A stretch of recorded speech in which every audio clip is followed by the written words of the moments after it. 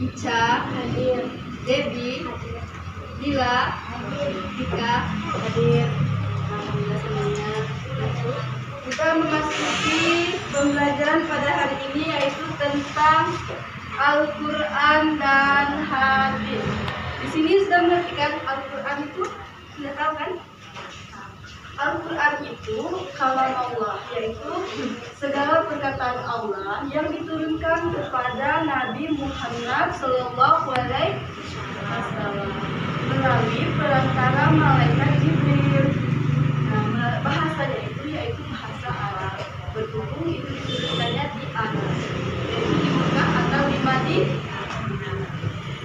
Kalau dan hadis sudah mengerti.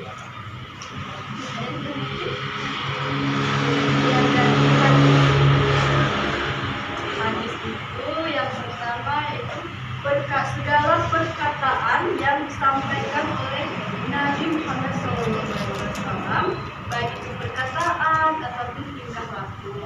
Kemudian yang kedua yaitu yang bersumber dari para sahabat, contohnya Dina, yaitu sahabat dari Rasulullah. Maka Dina ini akan mengetahui apa yang diberikan Rasulullah tentang perkataan, perbuatan. Kemudian yang ketiga itu berasal dari tabi'in. Tabi'in di sini yaitu teman dari para sahabat Nabi. Di sini para tabi'in akan mengetahui apa itu tentang perkataan atau sebuah masalah. Sebuah masalah maka akan disampaikan oleh para sahabat Nabi. Maka itu akan disebut dengan para tabi'in. Nah, di sini hadis itu akan dikumpulkan melalui beberapa sumber yang dijelaskan tadi. Ada 3. Yang pertama yaitu bersumber langsung dari Muhammad SAW. Yang kedua dari para sahabat. Yang ketiga yaitu dari tabi'in atau sahabat dari Rasulullah. Kemudian dari Al-Quran dan hadis itu memiliki karakteristik. Karakteristik itu terbagi menjadi 3. Nanti boleh dicatat pas aku katakan. Yang pertama itu pengembangan. Pengembangan ini yaitu keimanan dan ketakwaan seorang muslim. Di sini beriman semua kan? Beriman dan bertakwa, yaitu keimanan, yaitu kita akan mengetahui keimanan seseorang. Kita kan sudah melakukan sholat 5 waktu, puasa dan sebagainya. Maka ketakwaan kita itu akan meningkat jika keimanan kita akan dilaksanakan. Kemudian yang kedua itu perbaikan.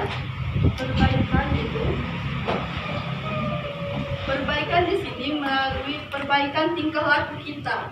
Ketika kita sudah mempelajari tentang Al-Quran dan hadis, Al-Quran di sini kan banyak tentang sejarah Nabi, tentang perilaku yang terpuji, atau masih banyak lainnya. Kemudian hadis itu tentang perkataan Nabi.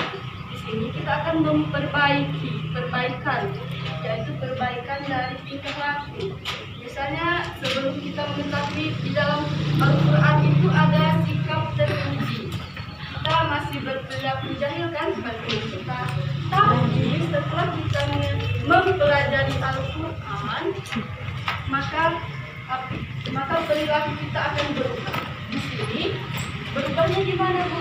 Berubahnya itu ke arah yang lebih baik. Itu dengannya kita mempelajari Al-Quran dan hadis. Pencegahan. Di sini kita berbeda jika kita telah melakukan pembelajaran tentang Al-Quran dan hadis.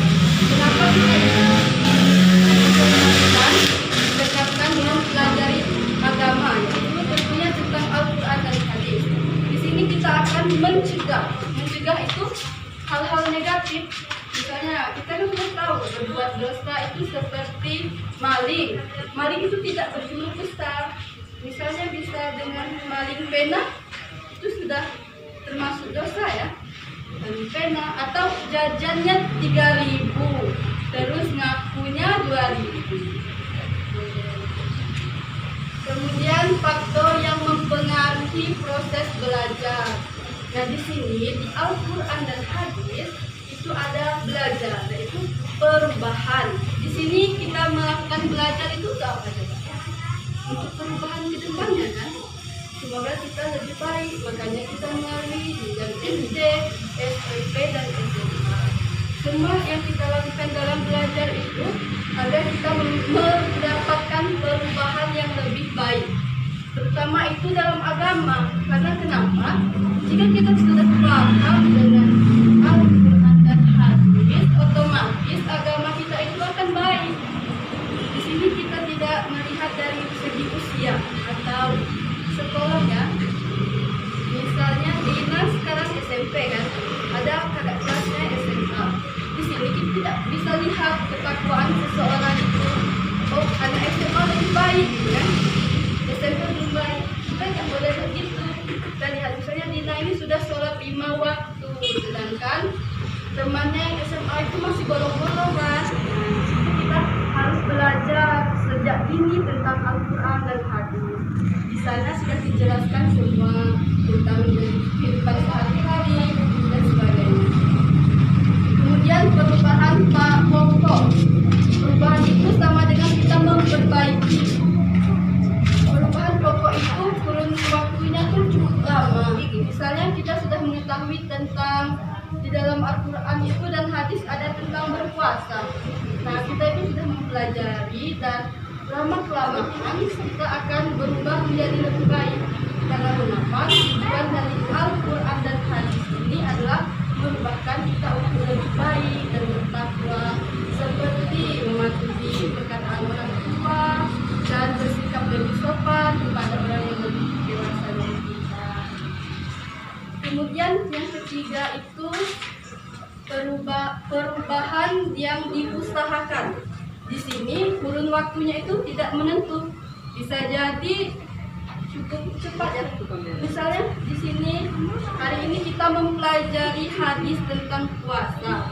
Di puasa itu ada puasa Ramadan dan puasa sunnah. Nah, kita sudah mempelajari hadis dari puasa sunnah, maka kita akan mengusahakan, oh iya ya, di dalam hadis kemarin ada puasa sunnah, aku mau loh, gitu kan, mau itu puasa sunnah, maka kita akan diusahakan, minggu depan aku mau puasa Senin Kamis misalnya. Nah, itu tuh langsung ada perubahan yang diusahakan. Ini kurun waktunya cepat, beda dengan perubahan pokok, yaitu perubahan pokok itu kita ingin berubah tapi dalam waktu yang cukup lama.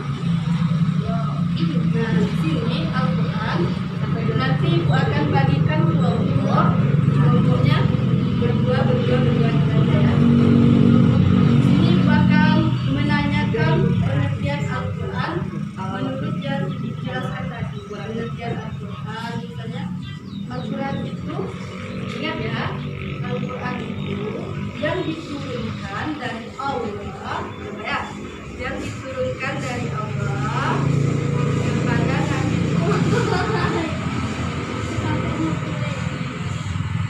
melalui malaikat jin.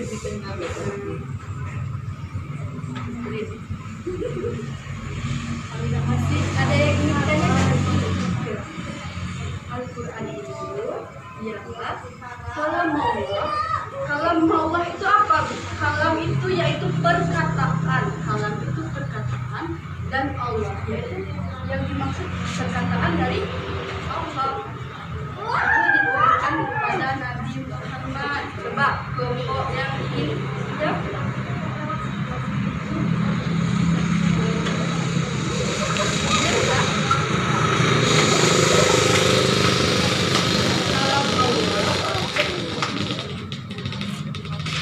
Al-Quran yang diturunkan kepada Nabi Muhammad melalui malaikat. Di sini Ibu akan menanyakan dari salah satu kelompok tentang pengertian Al-Quran. Al-Quran adalah perkataan yang kalau perkataan Allah yang diberikan kepada Nabi Muhammad SAW melalui malaikat Jibril. Nah, teman-teman yang lain bisa didengarkan dari temannya.